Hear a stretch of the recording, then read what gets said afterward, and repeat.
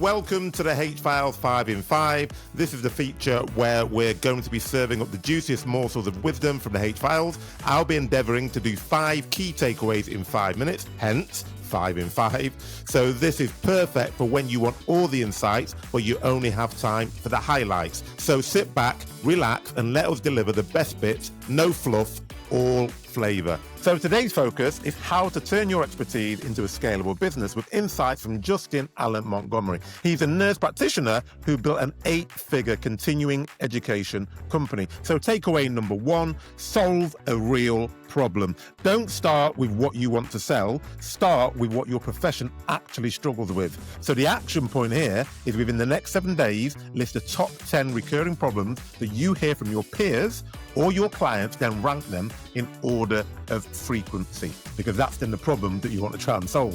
Takeaway number 2, niche down very, very hard. You don't need millions of customers.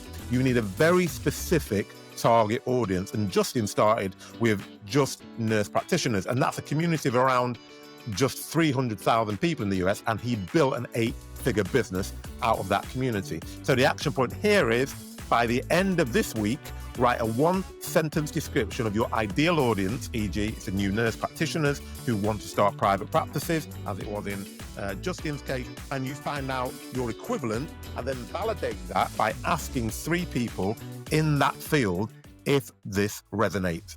Takeaway number 3, keep the course simple.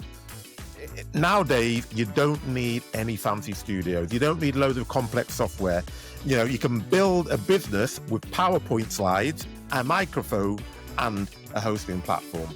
And the action point here is, in the next 14 days, outline your first 30-minute training module and just build 10 slides, 10 simple slides for that, and then build a recording draft, voiceover, using free tools like Loom or Zoom. And then you're good to go, because you need to get started.